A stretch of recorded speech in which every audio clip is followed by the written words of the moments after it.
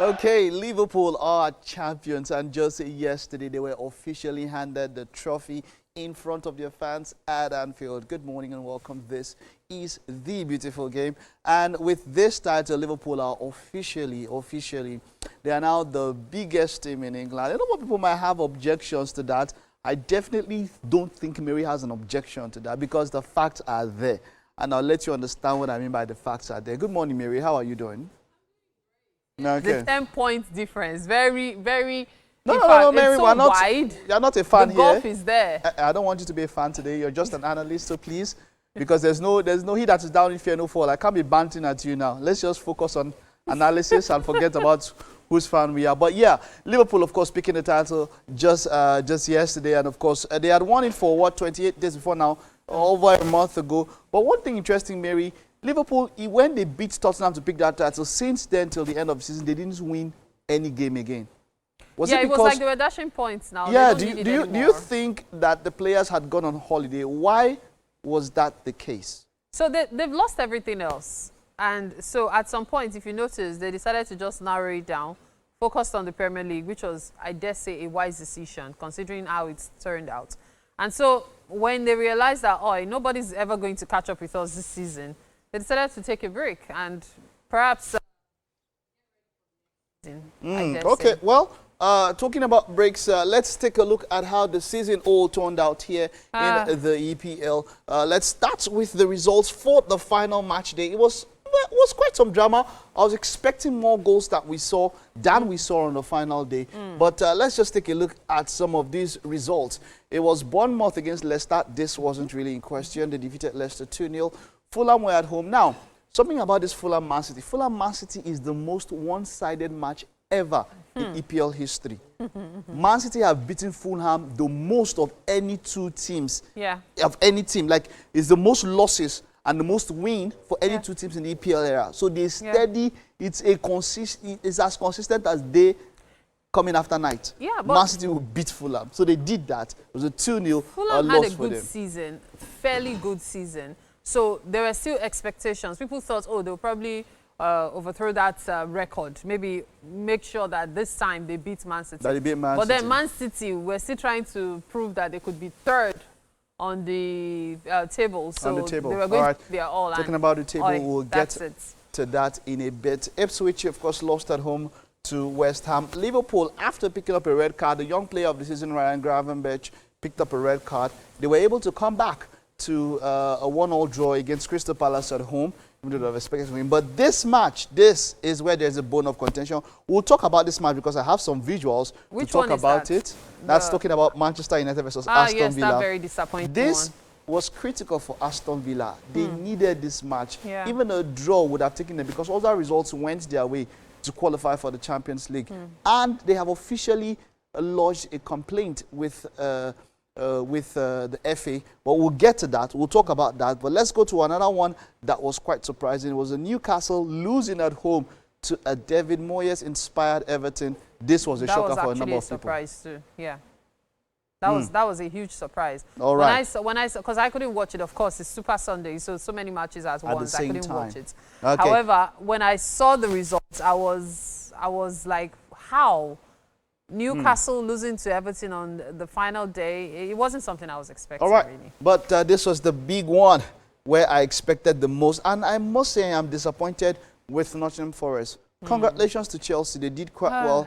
But Nottingham Forest, I was expecting a bit more. Nottingham Forest were third on the table for 3 months. For the longest time. For 3 months. 3 months. So much so that they ended the season in 7th place and can only qualify or only qualified for the Conference League. But it was quite disappointing. Wait, they ended up in 7th. How did I not follow that up? 7th place. We'll get to talk about that. Arsenal, of course, defeated Southampton. It was a wonderful goal from Martin Odegaard there. I saw that second goal, and that was a screamer. Great goal there from Arsenal. Very disappointing. Spurs, who are they are in the Champions League next season, even though they ended the season in 17th place, 38 points. Terrible season for them.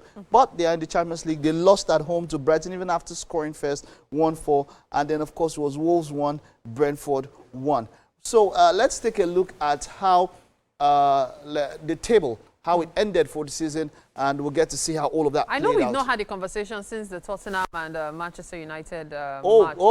Yeah. And the reality is, I still find it really sad, the whole new Europa League rules and all. Yeah. Really, these two teams, we're talking about the 16th and 17th getting to the Europa League final. And then now, one of them is actually going to be in the Champions League. How unfair is that to other teams that did a whole lot better? That performed well. It's sad. It's quite unfair, sad. yeah. I understand where you're coming from. But yeah, there you have it. Liverpool, of course, winning. Arsenal in second place. Manchester City in third. Congratulations to Chelsea fans who came up in fourth place. Yeah. Newcastle United in fifth place. Now, that was where there was a bone of contention. Aston Villa in sixth place. Nottingham Forest in seventh. Brighton and Hove Albion in eighth place. But you see, like I mentioned, let's have a little talk about this particular match, and that is the Aston Villa versus Manchester United. There was really quite the bone of contention started in somewhere here. Now, there was a red card, and of course that was for the goalkeeper, talking about Martinez there, and that was where everything went awry for Aston Villa. Man U had chances, but this was it. This was it. There is no, it's the rules of the game. Straight red card. Straight red card. Nothing is happening there. Straight red card. So to Man U fans who felt like they were hard done by, or pardon me, Aston Villa fans, there was nothing that they were going to do there. It was a straight red card, and they had to go. But then moving up forward here, this is another point that people got to talk about. And Aston Villa coach here, Unai Emery, complained so much about this particular point. Yes, you can see that. A replay even came. And football rules tells you the goalkeeper already had this ball. They wanted to fight that it was a goal, but look, the keeper already, I mean, you took it out of the keeper's hands. So at this particular point, this did not count, that did not count, and, Manchester United went ahead to score. Do you think Aston Villa, they didn't, but do you think Aston Villa had any reason for them to feel hard done by? Well, the thing is, everyone will always have their own complaints. However, from what I can see and what you can see as well, I think it's as straightforward as can be. As can be, right? It's probably due to passion and, excitement at that point that they were making a case out of it. But maybe when they get to take a look at it, the way people were watching the match really got to see it. Okay, like I said, they put up that complaint there. Let's see at the exact point. You see, at this particular point, just look at it. The ball is straight in the keeper's hands. If you move a little, let's just move a little, you can see it has gotten into the keeper's hands. There is nothing. Based on the rules, there's nothing that, I mean, look at, come on, you took it out of the keeper's hands, so there's nothing there. You don't have a point, nothing happens there. But, let's talk about the season awards, of course. Mohamed Salah, player of the season. Do you have any doubt that he was the best player in the EPL this season? He did play well. He did. There's no doubt about it. And the fact that Liverpool, coming up as the champions for the Premier League, more or less solidifies that Salah had a good season. There's no doubt about that. All right, well, talking about Salah, as you can see here from the EPL website, Salah, of course, Golden Boot and Playmaker Awards. Now, he is the third player after, I think, Andy Cole and I think Alan Shearer to have to break up the record with being the most when it comes to goals and assists, goal contribution. So Salah was the assist leader. He was the highest goal scorer. So there is no doubt, player of the season. When it comes to the Golden Glove here, it was David Raya and Sels. Both of them shared it. But this is the problem. I don't think that the criteria for picking the best keeper of the season, for me, there is a problem with picking clean sheets. Clean sheets have to do about the whole defense, probably even the whole team. I'd rather go for a save percentage, right? Save percentage or number of saves. That's how you can, it's the best way you can pick a keeper of the season rather than clean sheets. I mean, there are times when keepers have had clean sheets and they never touched the ball even once. And they had a clean sheet. Manchester City did it. There are times when Ederson doesn't have a single save to make, and then, you are now called keeper of the season, but then you have someone like, say... The rules are the rules. That's what I'm saying. There are a lot of times they are changed. A lot of times they are changed. Like I said, for this particular rule, there's a problem with it, and I think that is something that football and probably FA and football in general need to look at when it comes to how you pick the best player. Now, another news that made round was, of course, Trent Alexander-Arnold, who, of course, is leaving to Real Madrid. This time, Liverpool fans gave him an applause, and he he teared up and spoke about how Liverpool is special to him. This is, of course, after he was booed when he came out against Arsenal and all of that. And then Jurgen Klopp said he had to turn off the TV. And, you know, it seemed like the Liverpool fans said, okay, hey. It's like they were scolded, like, hey, come on, let's get this in point and then let's get to him. But, I mean, faithful servant, right? Trent is a fantastic player and he's given so much to Liverpool. It was quite disgraceful what they did. Why would you boo him? I know we talked about it previously, I think last week, but why would you boo him? He didn't deserve that. He didn't deserve that. He didn't deserve that. He did not. He didn't deserve that. But, you know, that's all for Liverpool, of course. They won the trophy. Trent Alexander-Arnold leaving, of course. But a lot of people are talking about the transfer window. Now, let's wrap up with that, Mary. Liverpool, Manchester City, even Arsenal, more people, they're already moving ahead in the transfer window, trying to make things happen. But which one? Liverpool, of course, are completing a deal for Florian Wirtz, which is still in the pipeline. But there's Jeremy Frimpong, who's also coming in. And then, of course, there's also a deal for Kekes. Do you think Liverpool can defend their title? From the way they're already moving in the transfer market, do you think this title... This is my opinion. I don't think so. Man City is not sleeping. And Man City has risen in quotes. And all Arsenal needs is a good striker.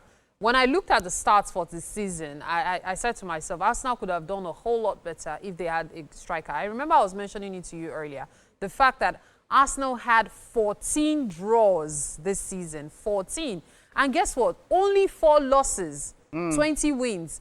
Meanwhile, Manchester City had the same amount of wins because Manchester City had 25 wins and Liverpool also had 25 wins. So when you think about that, it shows you that all Arsenal lacked was a good striker. But see, and I'm pretty sure that's what they will go for this But they're already signing, they're already talking about Zubimendi. Yeah. It doesn't look like a striker is top of priority. There's no talk about it.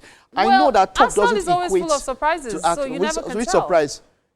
Arsenal is consistent. They've been second for the 3rd time in a row. That's not surprise. That's consistency in mediocrity. I'm talking about the transfer window here. I'm not talking about the consistent second position. It's fine. They have the crown there. But I'm talking about the transfer window as it is.